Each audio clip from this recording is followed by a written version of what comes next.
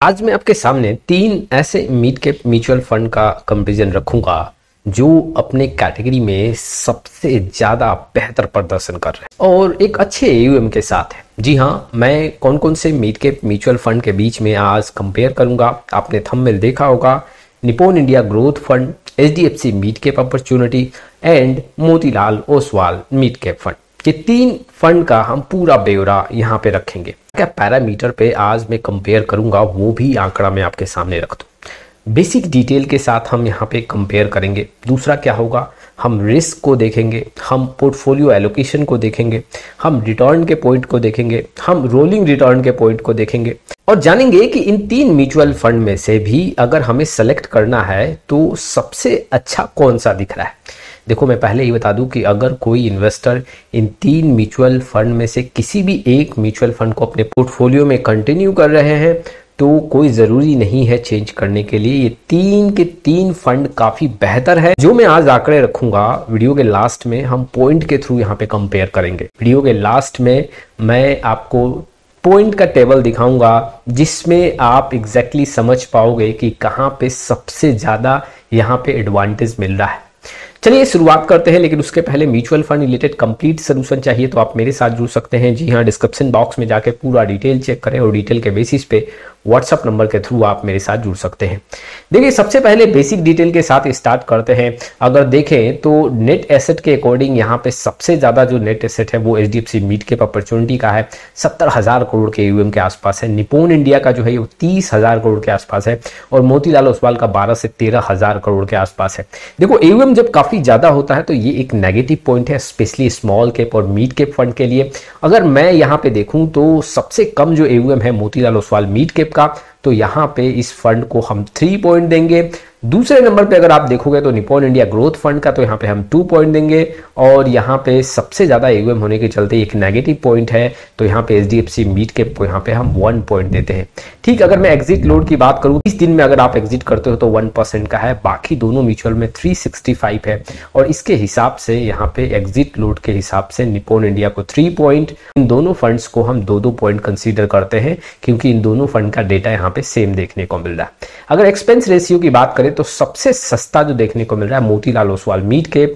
ये एक एडवांटेज है, अगर जितना सस्ता होगा खर्चा फंड के लिए उतना अच्छा है और ऐसे कंडीशन में 3 point Motilal Oswal mid cap को के मामले में है वो एचडीएफसी है तो यहाँ पे 2 पॉइंट एचडीएफसी को और सबसे महंगा इन 3 फंड में से निप्पॉन दिख रहा है तो 1 पॉइंट मैंने यहाँ पे कंसीडर किया। चलिए, ये पॉइंट मैं लास्ट में ऐड करके आपको बताऊंगा भी कि सबसे ज्यादा पॉइंट किसको मिला है। चलिए, अब रिटर्न के बेसिस पे जानते हैं कि 3 साल, 5 साल, 7 साल और ये 10 साल के अंतराल में पैसा कहाँ बना है और हर साल के अंतराल में सबसे ज्यादा जिस फंड का पैसा बनेगा उसको ज्यादा पॉइंट देंगे। चलिए, अगर मैं निप्पॉन इंडिया ग्रोथ फंड की बात करूं, 3 साल में 27% के ऊपर का रिटर्न है, एचडीएफसी मिड कैप में 29% और मोतीलाल ओसवाल में यहाँ पे 38% के ऊपर है। अगर देखा जाए 3 साल के अंदर तो मोतीलाल ओसवाल का सबसे ज्यादा पैसा बना है तो इसलिए हम यहाँ पे 3 पॉइंट कंसीडर करेंगे और दूसरे नंबर पे देखोगे तो एचडीएफसी मिड कैप का है तो 2 पॉइंट एचडीएफसी को और जो यहाँ पे सबसे जो कम पैसा बना के दिया है निप्पॉन इंडिया तो इसलिए यहाँ पे हमने 1 पॉइंट कंसीडर किया है। 5 साल के अंतराल में सबसे ज्यादा जो पैसा बनता हुआ देखने को मिल रहा है मोतीलाल ओसवाल मिड कैप का 35%, एचडीएफसी मिड कैप का 31 से 31 और निप्पॉन इंडिया ग्रोथ फंड का यहाँ पे 31 से 32% का रिटर्न देखने को मिल रहा है। अब इसके हिसाब से सबसे ज्यादा पैसा जो बनता हुआ देखने को मिल रहा है मोतीलाल ओसवाल का तो यहाँ पे 3 पॉइंट लेंगे। दूसरे नंबर पे निप्पॉन इंडिया ग्रोथ है तो यहाँ पे 2 पॉइंट और सबसे कम जो रिटर्न देखने को मिल रहा है 5 साल के अंतराल में एचडीएफसी का तो यहाँ पे हम 1 पॉइंट ऐड करेंगे। अगर 7 साल के अंतराल में देखें तो सबसे ज्यादा जो पैसा हुआ देखने को मिला है मोतीलाल ओसवाल में तो यहाँ पे 3 पॉइंट कंसीडर करेंगे।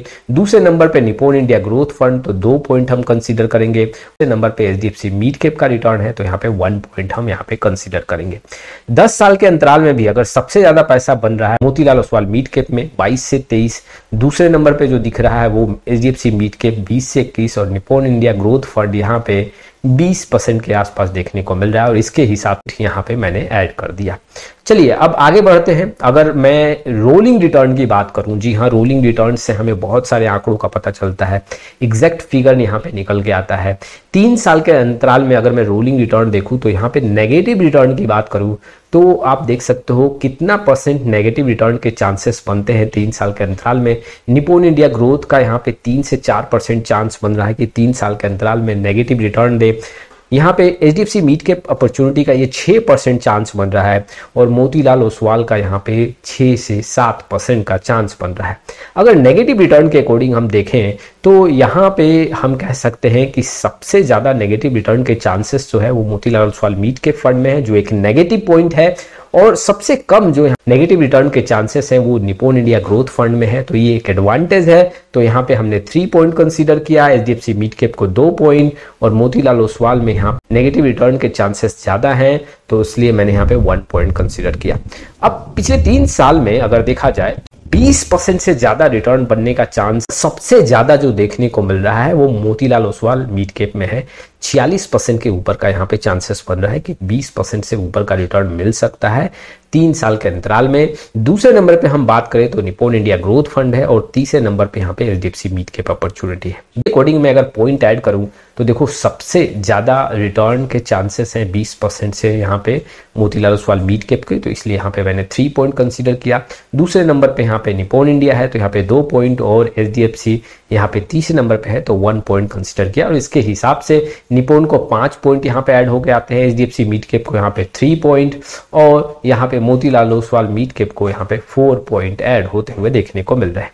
अब चलिए 5 साल के अंतराल में देखते हैं। 5 साल के अंतराल में अगर आप देखोगे तो यहाँ पे नेगेटिव के चांसेस जो है वो निप्पॉन इंडिया और एचडीएफसी में नहीं देखने को मिल रहे हैं, लेकिन मोतीलाल ओसवाल मिड कैप में यहाँ पे 5 साल के अंतराल में भी नेगेटिव होने के चांसेस हैं, जो कि यहाँ पे 0.3 है और ये एक नेगेटिव पॉइंट है। इसके हिसाब से यह मोतीलाल ओसवाल को 1 पॉइंट मिलेगा और यहाँ पे निप्पॉन इंडिया और एचडीएफसी मिड कैप को 3 पॉइंट, बिकॉज यहाँ पे नेगेटिव होने के चांसेस नहीं है 5 साल के अंतराल में। और 20% के ऊपर का रिटर्न मिलने का चांसेस है 5 साल के अंतराल में। सबसे ज्यादा निप्पॉन के पास है 25% के ऊपर, दूसरे नंबर पे यहाँ पे मोतीलाल ओसवाल और तीसरे नंबर पे एचडीएफसी मिड कैप। और इसके हिसाब से अगर मैं पॉइंट ऐड करूं तो निप्पॉन को 3 पॉइंट, मोतीलाल ओसवाल को 2 पॉइंट और एचडीएफसी मिड कैप को 1 पॉइंट, टोटल निप्पॉन के पास 6 हो गया। एचडीएफसी मिड कैप अपॉर्चुनिटी में हम 4 पॉइंट कंसीडर किए और यहाँ पे मोतीलाल ओसवाल मिड कैप में 3 पॉइंट यहाँ पे मैंने कंसीडर किया। चलिए अब आगे बढ़ते हैं। अगर मैं 10 साल के अंतराल में देखूं, नेगेटिव रिटर्न होने का चांसेस 0 है, इसलिए हर एक फंड को 3 पॉइंट।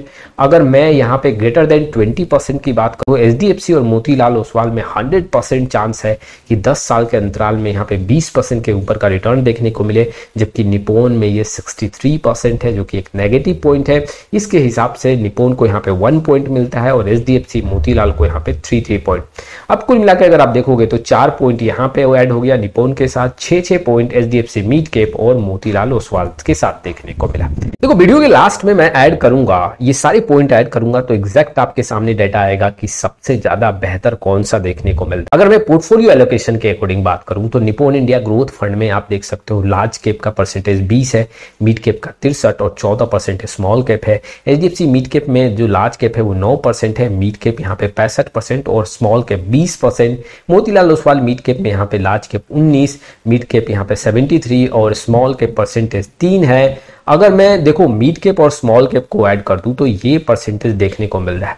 अगर मान लो मिड कैप म्यूचुअल फंड में मिड कैप और स्मॉल कैप का परसेंटेज अगर हम ऐड करके देखें ज्यादा देखने को मिले, जी हाँ, तो वो एक अच्छा एडवांटेज है उस फंड के लिए, पैसा बनाने में ज्यादा हेल्प मिलेगा। जैसे कि अगर आप देखोगे तो अगर मैं 3 फंड में देखूं तो सबसे ज्यादा मिड कैप और स्मॉल कैप का परसेंटेज 85% देखने को मिल रहा है एचडीएफसी मिड कैप में, दूसरे नंबर पे यहाँ पे मोतीलाल ओसवाल और तीसरे नंबर पे 77। तो एडवांटेज जो है एचडीएफसी को मिलेगा। यहाँ पे 3 पॉइंट मैंने कंसीडर किया, दूसरे नंबर पे निप्पॉन है तो यहाँ पे 2 पॉइंट और तीसरे नंबर पे यहाँ पे मोतीलाल ओसवाल मिड कैप, तो यहाँ पे मैंने 1 पॉइंट कंसीडर किया। अब अगर मैं यहाँ पे रिस्क के अकॉर्डिंग बात करूं, देखो अल्फा और बीटा का यहाँ पे डेटा देखूंगा। अगर मैं बीटा की बात करूं तो जो इन्वेस्टर काफी नए हैं उनको मैं समझा दूं, बीटा से हम ये आइडेंटिफाई करते हैं कि कितना ज़्यादा यहाँ पे म्यूचुअल फंड वॉलेटाइल है, कितना ज़्यादा अप्स एंड डाउन्स देखने को मिल सकता है। जितना ज़्यादा परसेंटेज होगा उतना अप्स एंड डाउन्स देखने को मिल सकता है। तो वीटा के परसेंटेज के अकॉर्डिंग देखें तो यहाँ पे सबसे ज़्यादा 0.93% है। इट मीन्स कि निप्पॉन इंडिया ग्रोथ फंड काफ़ी अप्स एंड डाउन्स के साथ यहाँ पे मार्केट में पैसा बना के देता है। दूसरे नंबर पे देखो तो HDFC मिड कैप और तीसरे नंबर पे मोतीलाल ओसवाल। सबसे कम वॉलेटाइल जो देखने को मिल रहा है मोतीलाल ओसवाल, दूसरे नंबर पे HDFC मिड कैप और तीसरे नंबर पे निप्पॉन इंडिया। वैसे ही अगर मैं अल्फा की बात करूं तो अल्फा ये डिसाइड करता है कि बेंचमार्क से कितना ज्यादा रिटर्न बनने का चांस है, और उसके हिसाब से यहाँ पे मोतीलाल ओसवाल सबसे ज्यादा बेंचमार्क को बीट कर रहा है, दूसरे नंबर पे HDFC मिड कैप और तीसरे नंबर पे निप्पॉन इंडिया। अब इसके अकॉर्डिंग मैंने पॉइंट कंसीडर किया। निप्पॉन को यहाँ पे 1 पॉइंट मिला क्योंकि सबसे कमजोर देखने को मिल रहा है। HDFC मिड कैप दूसरे नंबर पे है तो 2 पॉइंट के साथ, और मोतीलाल ओसवाल सबसे ज्यादा अच्छा यहाँ पे डेटा शो कर रहा है तो यहाँ पे 3 पॉइंट। अब मैं आपके सामने जो सारे डेटा हैं उसको मैं ऐड करना चाहता हूं।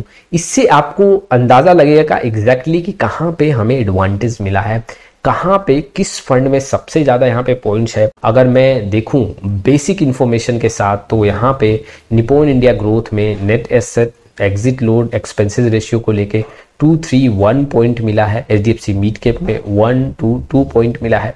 मोतीलाल ओसवाल में 323 पॉइंट यहाँ पे मिलता हुआ देखने को मिला है।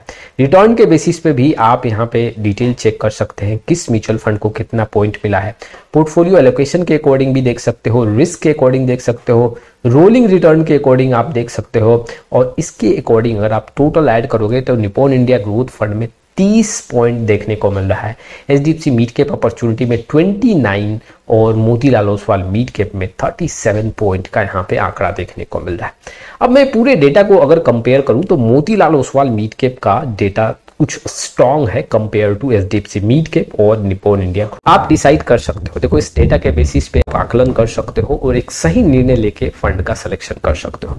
आपका क्या राय है इस वीडियो को लेके कमेंट बॉक्स में जरूर आए। आने वाले समय में बहुत सारी वीडियो लेके आऊंगा। एक हम्बल रिक्वेस्ट, अभी तक चैनल को नहीं कर सब्सक्राइब तभी स्टार्ट करें फिर एक नए वीडियो के साथ। तब तक के लिए जय हिंद, जय भारत।